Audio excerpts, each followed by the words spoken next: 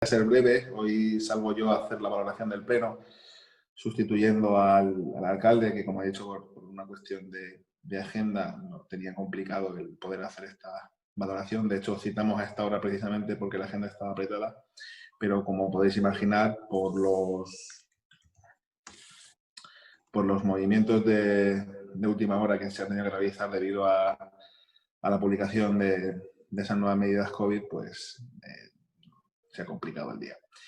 Quisiera hacer una valoración del pleno, un pleno que ha ido en la tónica de los últimos plenos en los que prácticamente la totalidad de las mociones se han aprobado por unanimidad, con la salvedad de dos mociones que salieron por mayoría absoluta y una que fue rechazada, que fue planteada en última instancia como despacho extraordinario por el Grupo Ciudadanos, que en sí pretendía ser una enmienda a la totalidad a la moción que presentó el equipo de gobierno, el Grupo Verde y el Partido Socialista, con relación a ese fondo de cooperación municipal. Y, como digo, el resto de mociones fueron aprobadas por unanimidad. Pedir disculpas a la ciudadanía, dado que por motivos obvios se tuvo que hacer de manera telemática, y cuando llegó el momento de hacer la retransmisión hubo una serie de problemas técnicos y no se pudo conectar el pleno con los canales de emisión en streaming, por lo que no se pudo retransmitir, y por eso entiendo que hay ayer echar en falta esa retransmisión del pleno. Emplazarles a que el pleno se grabó, se pasará a los medios habituales y se colgará en internet, aunque no sea en directo, pero para que sí tenga la publicidad que requiere un pleno, que en este caso se tiene que realizar por medidas COVID de manera telemática. Entrando al contenido de las mociones, como he dicho, todas fueron por unanimidad, con la salvedad de las dos que he hecho mención. Con respecto al fondo de cooperación, se aprobó por unanimidad, sabiendo que, bueno, también se descartó otra moción del Partido Popular, que es la que voy a hablar también. El caso de la moción sobre el fondo de cooperación que planteaban el equipo de gobierno, hay que decir que se tuvo un debate en el cual quedó manifiesto que la voluntad de la Diputación en este caso parece ser que baila al son de los poderes políticos, en lugar de mirar por los intereses de quien realmente afectan este tipo de medidas. Y es que en el caso del Grupo Ciudadanos a nivel de Diputación, a nivel provincial, la semana pasada decía una cosa cuando llegó el turno de las comisiones informativas, y hoy, cuando ha llegado el pleno, pues su posición era otra, o ayer cuando llegó el pleno su posición era otra. No sabemos cómo amanecerán mañana. Y en este caso, pues ello se traduce en que esos fondos se bloqueen. Disculpa, me entran llamadas. Esos fondos se bloqueen y no lleguen a los municipios, con todas las consecuencias que ello acarrea para la población. Por ello, la moción del Grupo de Gobierno de instar a la Diputación a que se desbloquee, se rompa ese bloqueo y se apruebe la liberación de esos fondos para que lleguen a la población, a los municipios, fue aprobada únicamente por el equipo de gobierno, el Grupo Socialista y el Grupo Verde, con la abstención, en este caso, de Ciudadanos, y la oposición del Partido Popular, que es quien gobierna en la Diputación, y que, al parecer, la Diputación de Valencia, la Diputación de Castellón, las pegas que pone la Diputación de Alicante no son problema, pero aquí, que cuando cambiamos de color político, cambiamos de sigla, parece que todo molesta, con tal de entorpecer determinadas cosas. El grueso del pleno, en cuanto a debate, se tradujo en la moción del Partido Popular, en la que pedía instar a la Consellería que no hicieran el juzgado en el barrio San Francisco. El debate fue largo y acalorado, en el cual pues nosotros, como equipo de gobierno, le pedimos en este caso al proponente de la moción, el Partido Popular, que no hiciera la proposición en términos negativos y tomando quizás esa posición ventajista, aprovechando el descontento que pudiera haber generado la decisión, sino que lo hicieran en términos propositivos, ¿sí? Ofreciendo alguna alternativa, ya que al parecer el Partido Popular prefiere que no se haga ningún juzgado y dejar el que tenemos ahora con unas condiciones paupérrimas y que va en detrimento de los trabajadores a contar con un edificio nuevo solamente porque no le parece bien la ubicación. Como he dicho, no se ha propuesto ninguna parcela alternativa por parte del Partido Popular, simplemente se oponen a la que hay. Por nuestra parte y por la mía en particular, se le ha abierto la puerta a que si durante el proceso que hay que hacer para la tramitación de la cesión de la parcela se quieren proponer alguna alternativa concreta y no simplemente oponerse por oponerse, la puerta de mi despacho está abierta, tienen mi teléfono y estaremos encantados de escuchar sus ideas y de si se entienden que pueden ser más positivas que las opciones que tenemos encima de la mesa y que pesan más los pros que los de la otra parcela, pues trasladarle a Consellería esta opción.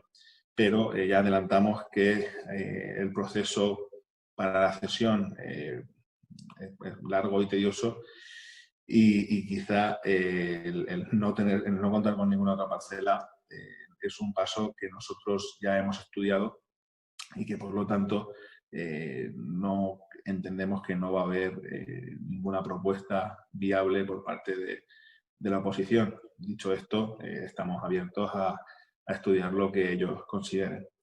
Y poco más que decir. Como he dicho, el resto del Pleno imperó la unanimidad. Entendemos que casi todas las mociones iban en ese sentido. Se aprobaron unas modificaciones de crédito para liquidar el año en los mejores términos que permita distribuir esos recursos que iban a quedar ociosos debido a aquellas cuestiones que no se han podido realizar por el COVID para destinarlos a reforzar esas áreas que habían quedado, vamos a decir, infradotadas cuando llegó el momento, porque tuvimos que dotar de los recursos necesarios los planes de reactivación. Y también se han dotado otras partidas para unas medidas que anunciaremos en breve, también destinadas a reactivar el comercio. Estamos hablando de que, como dijimos en su día, por ejemplo, la partida de los festivales de música no se han podido realizar. La dotación presupuestaria está y que cuando se cancelaron se dijeron que las medidas COVID serían las destinatarias de esas partidas, así ha sido.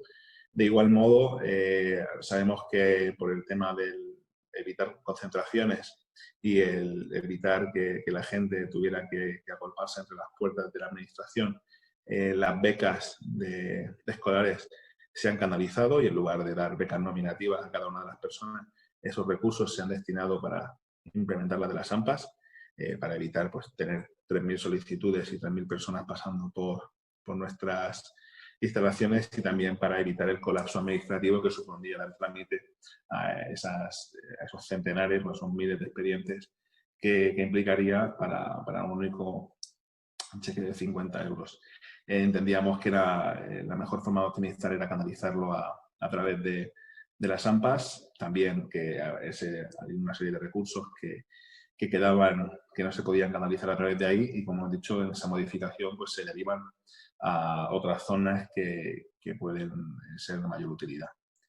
Y nada más, tampoco quiero alargarme mucho más, el pleno duró 5 horas, tampoco quiero reescribirlo todo por aquí. Si alguien tiene alguna pregunta o quiere hacerla ahora.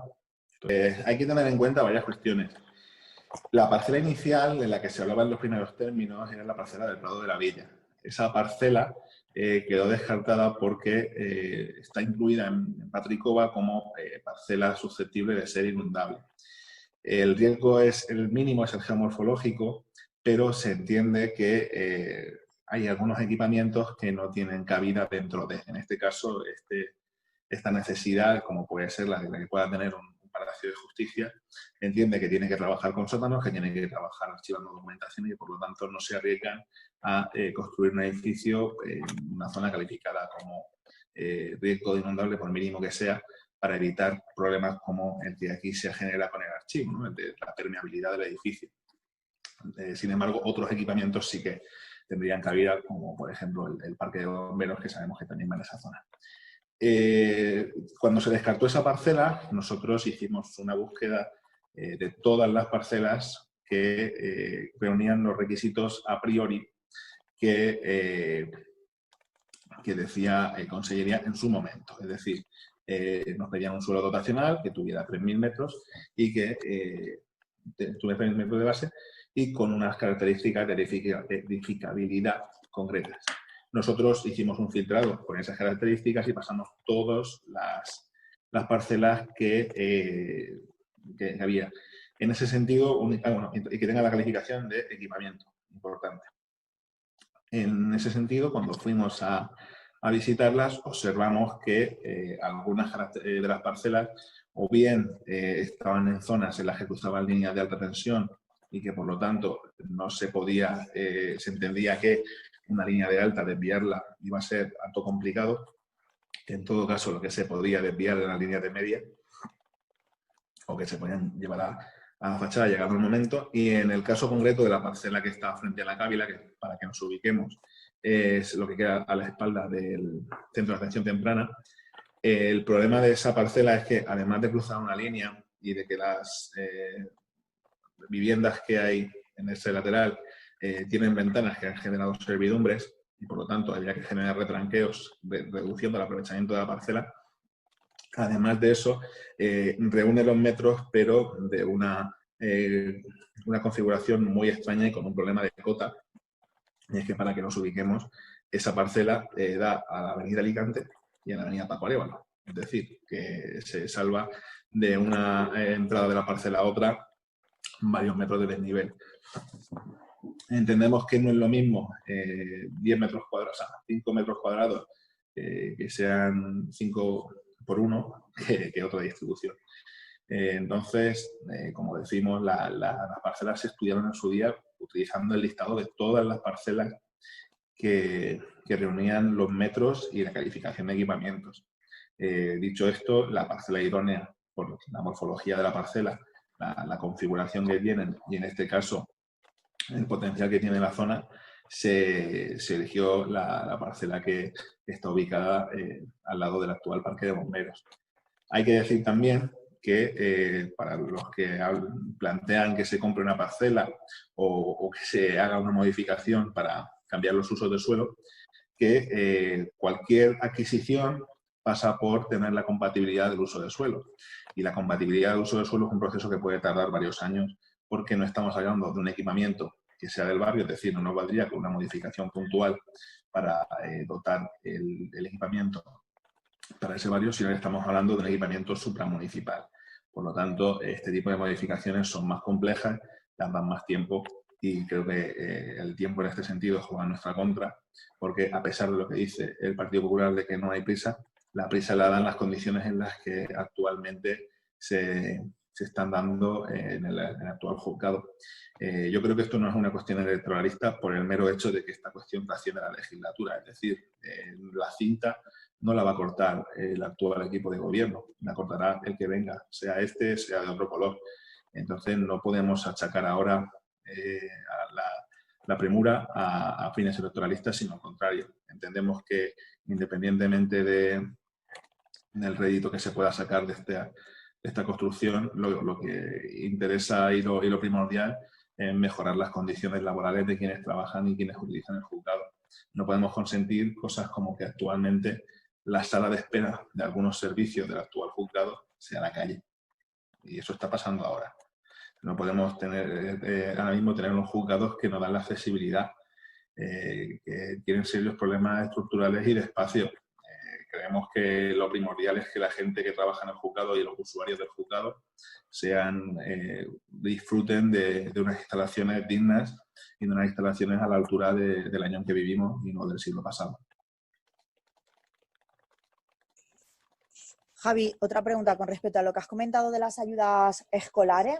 Has dicho que habéis preferido quitarlo nominativo para dárselo a las AMPA, sin embargo, estas ayudas pertenecen al curso 2019-2020, no 2020-2021. Sí, a ver, por partes. El problema de este tipo de ayudas, la partida en la que se tocaba, aquí en realidad creo que es Elena la que mejor lo puede explicar, la concejala de Educación.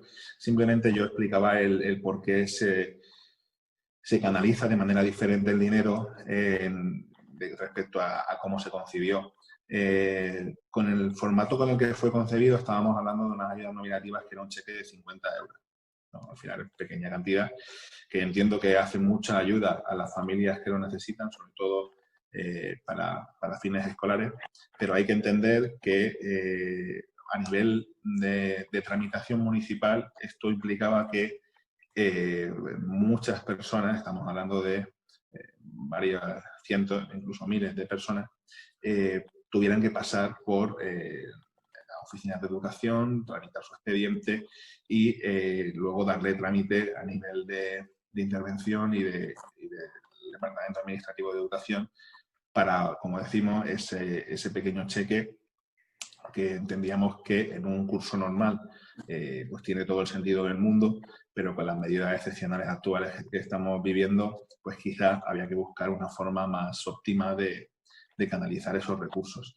Entendíamos que igual que las empresas tienen la capacidad o un mejor acceso a la forma telemática de tramitación, en el caso de los cheques de educación, no se dispone en muchos casos, tristemente, de los medios necesarios o quizá de la alfabetización digital necesaria como para dar trámite vía telemática y se opta siempre por la vía presencial. Además, sabemos que a menos recursos se tiene, más falta hace ese cheque y, por lo tanto, quien viene a tramitar lo hace presencialmente porque no cuenta con los medios para hacerlo de manera telemática.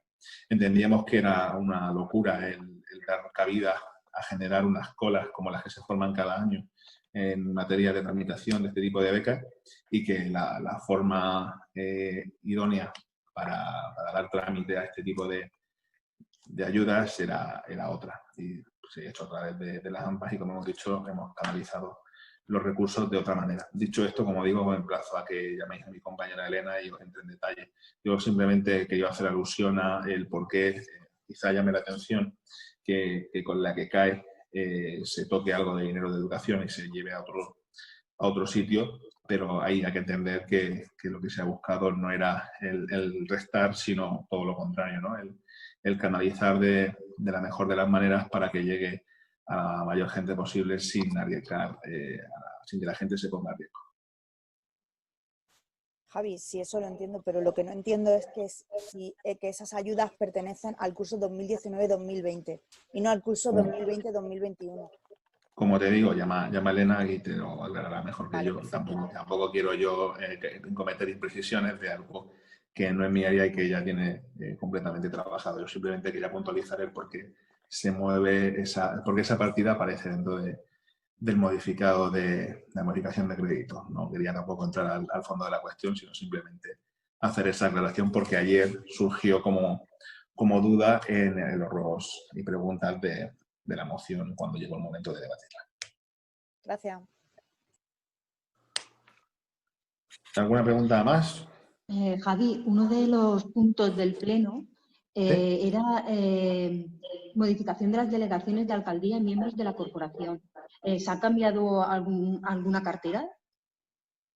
Creo que sería dar cuenta, si no me equivoco, sería dar cuenta de los decretos sucesivos que se han tenido que hacer tras la reincorporación de las sucesivas bajas que han sufrido las compañeras, en este caso del equipo verde. Sabemos que se tuvo que hacer una reconfiguración de competencias cuando Mercedes hace ya tiempo tuvo que dejar la actividad por cuestiones de salud y que luego cuando Esther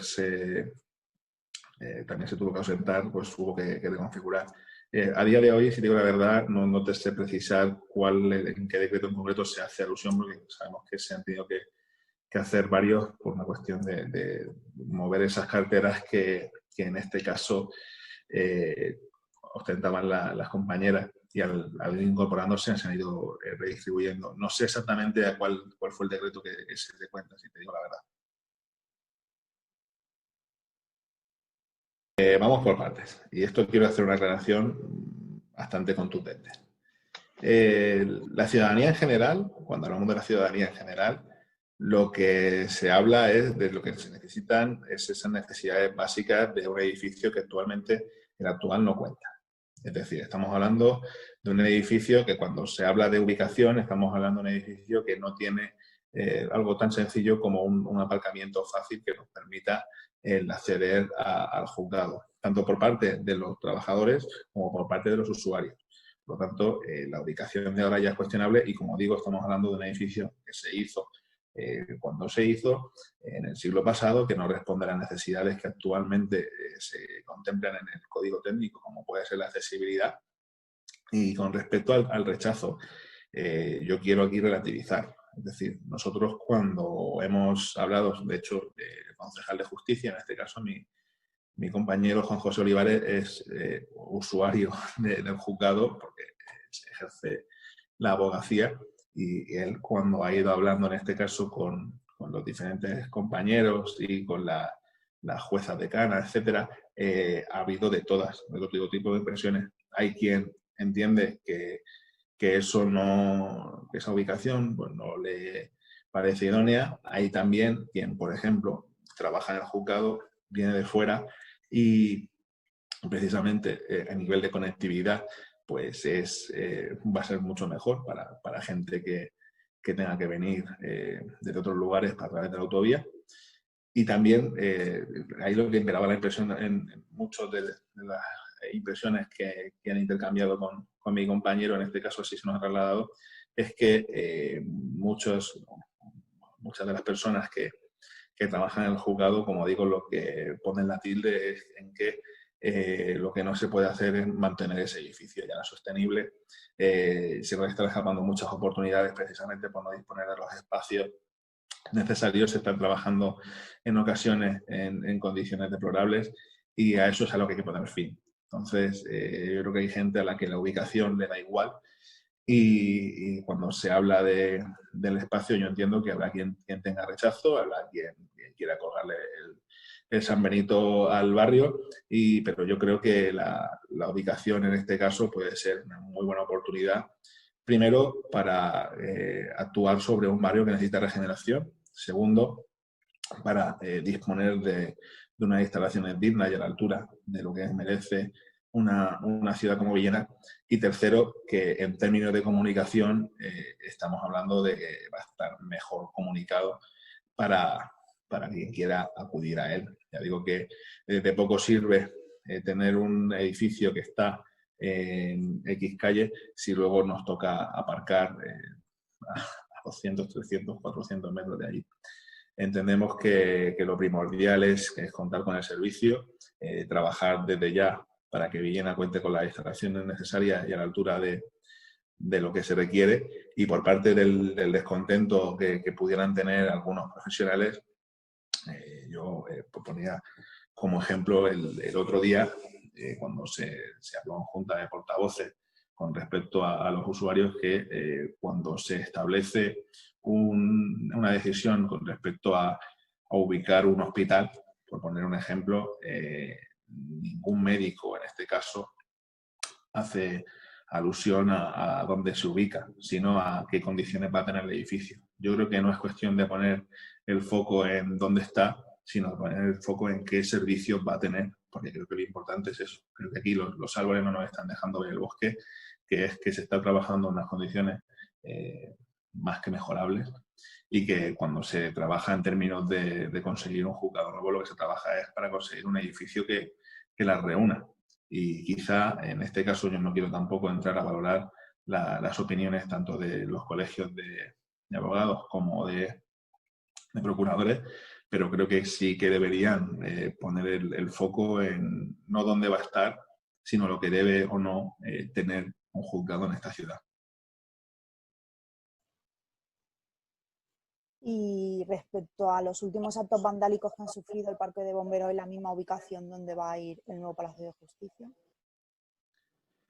Con respecto a los actos vandálicos, en este caso, yo quisiera hacer una aclaración, ¿no?